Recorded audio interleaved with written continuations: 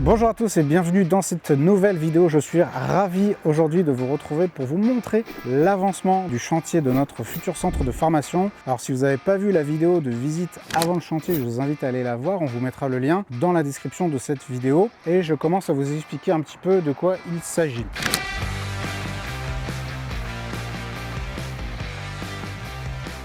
Pour vous situer, dans la chronologie, on est à peu près fin avril. Et les travaux ont démarré à la fin d'année 2025, où il y a eu surtout la démolition qui a été faite. Et lorsqu'on s'est retrouvé à peu près en janvier 2026, ici c'était quasiment table rase, il restait quasiment rien. On vous mettra 2-3 photos en incrustation pour que vous réalisiez. Et en 3 mois, le chantier a vraiment très bien avancé. Je vais commencer à vous montrer un petit peu les extérieurs pour vous situer le bâti. Ici, on a le premier volume qui est tout en longueur dans lequel on va avoir notre espace de formation. Et au fond, on a un espace de bureau qui sera loué, donc avec différents espaces qui seront loués de façon modulable. Et on a pris le parti ici pour tout l'espace de formation qui était vraiment pourri, donc que ce soit la charpente, les murs, tout était vraiment pourri. Ça a été complètement démonté, et là on a tout remonté, et tout remonté en ossature bois, pour différentes raisons, tout simplement déjà parce que ça va vite, plus écologique, c'est plus simple à beaucoup de titres. Donc là on a une entreprise de charpente qui nous fait toute la rénovation de toiture, mais aussi qui monte tous les murs et qui s'occupe des menuiseries et compagnie. Donc là, l'entrée se fera par ici et dans un instant, on va aller vous montrer, on va redémarrer depuis l'intérieur du bâtiment, mais l'entrée des locaux se fera ici. Là actuellement, c'est le chantier complètement, c'est le chantier, donc il y a surtout du gravat et de la poussière, mais demain, toute cette partie-là va être végétalisée et ici on va clôturer, donc ce sera vraiment quelque chose de plutôt protégé par rapport à l'espace public, donc il n'y aura pas trop de vis-à-vis. L'espace de formation, on y accédera par là, et l'espace de bureau qui est au fond aura son propre accès ici au niveau de l'extérieur. Et ce qu'on va faire, c'est qu'on va reprendre depuis l'intérieur et qui sera au final le futur accueil de l'espace de formation.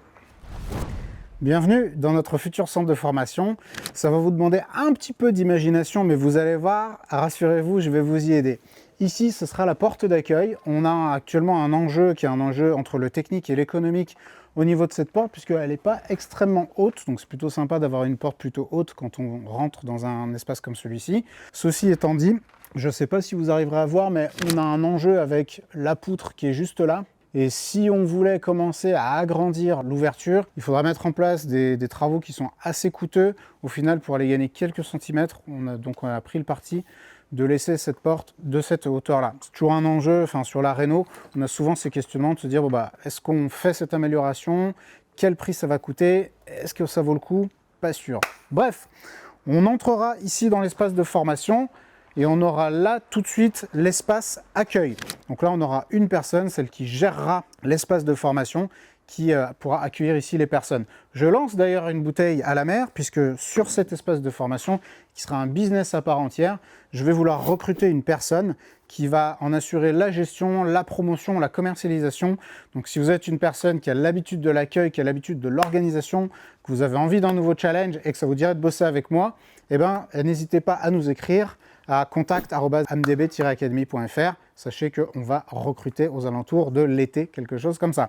Donc peut-être que ce sera vous ici ou pas. En tout cas, il y aura un espace accueil qui se trouvera là pour recevoir les participants de la formation. Derrière, on a prévu une grande baie vitrée. Là aussi, il y a eu un enjeu. Sur le premier permis de construire, on avait mis une baie vitrée qui allait jusqu'au sol. Ce qui est intéressant, parce qu'il y a de l'apport de lumière, ça fait quelque chose de très ouvert et tout. Mais par contre, après, c'est assez chiant à meubler. Donc, on a pris le parti de créer plutôt un muret et d'avoir plutôt cette baie, cette grande baie vitrée qui est déjà très honorable. Et ensuite, donc, on passe cet accueil et on aura là où se trouve le vidéaste. Et donc, ce qu'on va faire, c'est qu'on va certainement se faire une petite rotation. Et c'est qu'il y aura ici l'espace sanitaire. Donc, on entrera dans l'espace sanitaire par là. Il y aura ici les toilettes des hommes. Il y aura par ici les toilettes des femmes. Et il y aura ici les toilettes non binaires. Je rigole, il n'y aura pas de toilettes non binaires. Par contre, il y aura des toilettes accessibles PMR qui seront situées ici. Donc il y a à peu près 25 mètres carrés de toilettes au total. J'ai voulu faire en sorte qu'il y ait pas mal de toilettes parce que c'est toujours chiant, j'ai trouvé, je ne sais pas si vous avez déjà remarqué ça, mais quand on va parfois dans des espaces de formation dans lesquels il n'y a pas assez de toilettes, c'est la pause, il y a des embouteillages, c'est un peu pénible, donc là j'ai voulu faire en sorte qu'il y ait suffisamment de sanitaires. Et il y aura à côté du toilette PMR un petit local technique dans lequel le personnel de ménage pourra stocker son bazar. Donc tout ce premier volume s'arrêtera au niveau des fermes qu'on a ici, qu'on voit là, et ensuite on entrera dans l'espace accueil. Quand je dis espace accueil, c'est plutôt l'espace réception, pause, restauration, qui bénéficiera de 2 grandes ouvertures que vous pouvez déjà voir ici au niveau de l'ossature bois. Et donc il y aura dispersé un peu partout ici les manches debout qui permettront de se restaurer. J'ai pris le parti de ne pas mettre quasiment d'assises parce que les gens déjà en formation ont souvent les fesses posées sur des chaises. Donc se mettre un petit peu debout, ça fait pas de mal.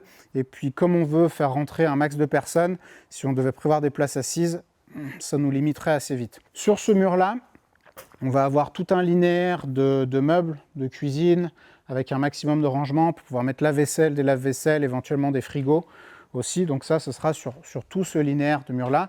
Et probablement qu'au milieu, là, il y aura un comptoir, quelque chose, ou une grande table, quelque chose de plutôt sympa et d'accueillant. Là, sur les côtés, il y aura des cloisons qui vont arriver à peu près jusque là. Ce sera des cloisons pas très très larges qui vont juste créer une délimitation entre l'espace de réception et l'espace de formation. Et entre ici et là-bas, il y aura des cloisons en accordéon, qui seront des cloisons verts en accordéon, ce qui nous permettra une certaine modularité. Lorsqu'il y aura une formation en cours, on pourra fermer et faire en sorte qu'il n'y ait pas de nuisances qui viennent de cette partie-là. Mais si on veut créer un seul et grand et bel espace de réception pour faire des événements, je sais pas, en famille ou autre, eh ben on pourra tout ouvrir et avoir un seul et bel espace. Donc on entre ensuite dans l'espace de formation qui bénéficiera lui aussi de 3 grandes ouvertures qui donneront sur l'extérieur qui sera encore une fois traité, végétalisé, quelque chose de plutôt sympa. On a aussi prévu des ouvertures en toiture qui peuvent être intéressantes mais qui peuvent être parfois aussi un petit peu problématiques. Parce qu'en été, on se prend vite, une ouverture en toiture qui est un peu mal orientée, ça peut vite devenir la fournaise. Et surtout, ça fait une lumière tournante qui peut être assez désagréable si on l'a en pleine tronche. En la matière, cette toiture-là, ce pan de toiture, il est orienté plein nord. Ce qui est intéressant, puisque le soleil ne tape jamais en direct dessus et ça nous donne une luminosité, un apport de luminosité qui est plutôt constant. Donc c'est plutôt intéressant. J'ai appris récemment que les peintres, pas les peintres en bâtiment, les artistes, apprécie la lumière plein nord parce qu'elle a un côté doux et côté plutôt constant. Voilà. C'était la minute Culture G. Donc ici, on aura notre espace de formation dans lequel on pourra rentrer à peu près une 50aine de personnes au format classe. Quand je dis un format classe, c'est vraiment chaise, bureau, aligné. Donc 50aine, ça fait pas mal. Ça veut dire qu'au format conférence, on rentre pas loin d'une centaine de chaises. Ici, il y aura estrade. Donc une estrade ici. Et derrière, on aura soit une grande télé, soit un rétroprojecteur avec un écran. Là-dessus, je suis en hésitation, sachant que chaque solution a ses avantages et ses inconvénients. On est encore vraiment dans un dilemme d'aménagement et de rénovation. L'écran, il a cet avantage de pouvoir être très grand avec le rétroprojecteur. Par contre, c'est souvent un petit peu chiant à actionner. La télé, par contre, c'est plus simple à faire fonctionner. Quelle que soit la luminosité, on voit très bien. Par contre, si on veut une très grande télé, les très très très grands formats n'existent quasiment pas, ou alors ça coûte une fortune. Je ne sais pas si vous avez un avis ou quelque chose d'intéressant à apporter sur ce sujet. Si c'est le cas, si vous vous y connaissez, ou si vous avez une solution intéressante à proposer, je suis preneur de vos avis. N'hésitez pas à me les marquer en commentaire. Ici, au niveau de cet espace, on a un espace ici une pièce qui est totalement aveugle, et qu'il fallait essayer de valoriser d'une manière ou d'une autre. Or, je souhaite que cet espace soit le plus modulable possible. Donc, oui, on parle de formation, donc nous on va l'utiliser pour nos propres formations et pour nos rencontres de nos programmes d'accompagnement MDB 360, mais on ne va pas s'en servir tous les jours. Et il y a des périodes pendant lesquelles l'univers de la formation il est vraiment en pause, et je pense notamment à tous les mois d'été. Et donc, ce sera aussi un espace de réception. Par contre, le fait est que lorsqu'on a des réceptions, on n'a pas forcément besoin de toutes les chaises, toutes les tables, ou autres, donc il faut pouvoir les stocker quelque part. Et cet espace-là va précisément nous servir à ça, c'est-à-dire qu'ici on va stocker tout le mobilier et les équipements dont on ne se servira pas quand on organisera réception ou autre. Ici, cette ouverture sera fermée, donc ces deux espaces, ici l'espace formation et là l'espace bureau, ne communiqueront pas. L'accès à l'espace bureau, lui, se fera par l'extérieur, c'est-à-dire qu'il y aura un cheminement piéton qui sera aménagé depuis le portail, où on a commencé la vidéo là-bas à l'entrée. Il y aura un cheminement piéton qui sera aménagé tout le long du muret, là-bas. Et pourquoi il sera aménagé le long du muret? Parce qu'on ne voulait pas que les gens qui vont aller dans les bureaux passent devant les baies vitrées pendant les sessions de formation. Ça allait créer des distractions pas très utiles. Donc ils arriveront par l'extérieur et l'entrée de l'espace bureau se fera par ici. Là, ça a déjà pas mal bougé depuis la vidéo de visite, puisque l'ancien escalier a été démoli et le nouvel escalier maçonné a déjà été refait. Donc on arrivera ici dans un petit espace d'accueil. Il n'y aura pas de bureau d'accueil, mais ce sera un espace un peu commun, où il y aura une petite cuisine, espace pour se poser, et également les sanitaires, qui seront dédiés à la partie bureau. Donc là, ce sera un couloir qui permettra d'accéder à l'étage. Et ici, là où on se trouve, ce sera un grand bureau qui va faire environ 25-27 mètres carrés. Très sympa, très agréable, qui va bénéficier d'une grande ouverture, comme vous pouvez le voir, il y a vraiment du soleil, qui va donner sur le futur espace végétalisé. Donc quelque chose de vraiment très agréable. Et je ne sais pas si vous l'entendez en plus, mais dès lors qu'on a quitté la route, comme on est très en retrait, on est vraiment au calme. Et il y a zéro nuisance et c'est très qualitatif. Je vous invite à me suivre à l'étage pour la suite des festivités. Bienvenue, nous aurons ici un espace avec plusieurs bureaux. Ici, il y aura un couloir qui va distribuer les différents volumes. Donc en gros, ça va être découpé en 3 grands volumes. Volume numéro 1, ici, ce sera un grand bureau qui fera sensiblement la même surface que celui du bas, donc à peu près 25-27 mètres carrés. Là, on aura un autre bureau qui fera à peu près 13 mètres carrés, éclairé lui aussi par un Velux. Et enfin, dans cet espace-là, encore à peu près un peu plus de 20 mètres carrés qui seront certainement subdivisés en 2 petits bureaux. Il y en a un ici qui pour l'instant n'aura que de la lumière en second jour, donc je suis encore un petit peu en train d'étudier ce que je vais précisément en faire. Alors, au niveau stratégie, je vais certainement essayer de pré-commercialiser entre guillemets tout ce volume-là, c'est-à-dire tout cet espace avec les bureaux.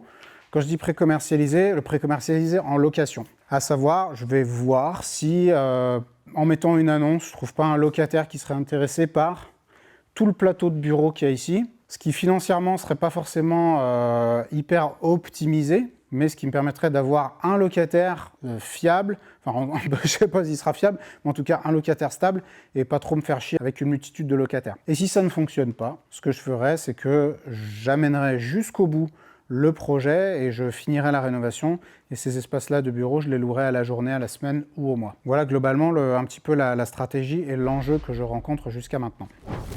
Je vais maintenant vous faire un point sur l'avancée du chantier, les petites complexités qu'on a rencontrées et les leçons que vous pourriez en tirer. Au niveau du timing, déjà, ça se passe plutôt très bien. La démol a démarré à la fin de l'année 2025 et on a assez vite rencontré des soucis dans la mesure où il y a un bout d'amiante. En fait, il y avait pas mal d'amiante ici qu'il fallait bien sûr retraiter. Donc, il a fallu qu'on fasse un diagnostic amiante avant travaux. Il a fallu, ça je ne connaissais pas, il y a une autorisation à demander qui a nécessité une instruction de la part de la mairie, ce qui nous a mis un mois dans la vue, qui était assez cher d'ailleurs, toute l'étude, ça coûtait un peu de rond, et donc on n'a pas voulu le faire avant d'être sûr d'avoir le financement et les trucs machin. Le désamiantage a eu lieu, et après les gars de la démol sont venus, sauf que entre le diag amiante et l'entreprise de désamiantage, il y a eu un malentendu, et il y a un bout d'amiante qui a été oublié. Donc il y a un bout d'amiante qui est resté ici, et là, forcément, les démolisseurs, ils ne pouvaient pas faire leur boulot. Bien sûr, tout le monde s'est rejeté la faute les uns sur les autres. Il a fallu trouver une solution, ça a été assez compliqué. Donc félicitations à Alexandre qui gère ici ce chantier et qui a réussi à trouver une solution et à remettre un petit peu toutes les parties en ordre de marche pour pouvoir continuer. Il y a eu ensuite les fêtes de fin d'année et après le gros de la démol a attaqué. Et à la fin du mois de janvier, on est venu ici avec les membres du programme MDB 360 et il n'y avait plus rien. En gros, c'était vraiment... il n'y avait plus que la dalle, quoi. Il n'y avait vraiment plus rien. Et après, donc, il y a eu des reprises en maçonnerie qui ont été faites, donc au niveau du sol. Et puis, comme vous pouvez le voir, là, Il y a des reprises de fondations qui ont été faites parce que les fondations étaient vraiment complètement pourries. Donc des reprises de fondations ici pour pouvoir après venir se reposer sur quelque chose de stable pour pouvoir mettre la charpente. Là aussi, comme c'est un chantier avec un budget conséquent et techniquement des enjeux qui sont importants, il a fallu faire une petite étude de sol pour pouvoir dimensionner comme il faut les fondations. En règle générale, je ne l'aurais pas fait, mais là, comme on fait vraiment tout dans les règles de l'art, il a fallu s'y plier. Et ça aussi, ça coûte un petit peu d'argent. La maçonnerie a été faite et ensuite, comme vous le constatez, il y a toute la partie charpente qui a été attaquée. On a ici un sujet puisque juste derrière, manque de bol, il y a un chantier qui est géré par la mairie de la commune. Ils refont un gymnase et donc ils nous cassent un petit peu la tête pour que les coordinateurs SPS, donc de la sécurité du chantier, se parlent et machin truc. Et donc c'est pas mal de démarches, c'est pas mal de mails. Et vraiment, quand j'ai envisagé ce chantier, au début, quand j'ai envisagé ce projet, je me suis dit que c'était vraiment quelque chose de complexe qui risquait d'être chiant. En tout cas, j'ai compris que c'était très au-delà de mes capacités et de mon envie de gestion d'un projet comme celui-ci. Et donc, je me suis dit que j'allais le confier à un maître d'œuvre compétent. Et vraiment, quand je vois toutes les galères qu'il y a, et qui sont d'ailleurs très bien gérées par le maître d'œuvre, je me dis, mais heureusement que je l'ai pris. Alors, ça coûte un peu d'argent, clairement. Par contre, ça apporte une sérénité qui est vraiment très, très, très appréciable. Quand on est entrepreneur, notre attention, elle est limitée, on n'a que 24 heures par jour, notre énergie, elle est en quantité limitée, et donc il faut choisir de manière très sage sur quel sujet on va la dépenser. On va dépenser toutes ces ressources. Et là, clairement, j'ai compris que je n'avais pas de valeur ajoutée et qu'il fallait absolument que je sous-traite et que je délègue ça à une personne beaucoup plus compétente que moi. C'est exactement ce que j'ai fait et je me dis que c'est vraiment de l'argent très bien dépensé, puisque ça me permet de me concentrer sur d'autres projets et d'autres entreprises sur lesquelles j'ai une véritable valeur ajoutée. Donc là, on est à peu près, pour vous situer dans le temps, on est sur la deuxième quinzaine du mois d'avril. Là, la semaine prochaine, ils vont poser la couverture. Vous voyez, ça a déjà été isolé. On a isolé ici en laine de bois toute la toiture. Donc ça va être mis hors d'air la semaine prochaine et la couverture aussi sera posée la semaine prochaine.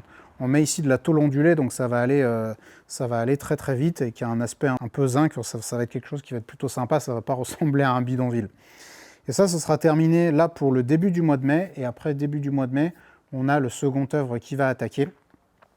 Et normalement, ça devrait aller assez vite parce que même s'il y a beaucoup de surface, au final, poser, je sais pas, par exemple 200 mètres carrés de moquette, c'est des grandes surfaces, ça va très très vite. Et on a pris ici des entreprises qui ont l'habitude de faire des gros volumes, des grosses surfaces. Et donc normalement, si tout se passe bien, à la rentrée, c'est-à-dire en septembre 2026, on pourra ici réaliser l'inauguration de ces locaux. Donc j'espère que cette vidéo de suivi de chantier vous a plu. N'hésitez pas à poser des questions en commentaire. Si vous avez des remarques ou des petites, des petits conseils sur tous les sujets que j'ai abordés, je suis preneur parce que je n'ai pas la science infuse. Je suis vraiment preneur de retours de personnes qui peuvent potentiellement avoir une expérience qui est plus riche que la mienne sur ces sujets. Et puis on fera probablement une ou deux autres vidéos de suivi de chantier quand ça aura bien avancé ici. Donc j'espère que cette vidéo vous a plu. Si c'est le cas, n'hésitez pas à payer votre like et je vous dis à la prochaine.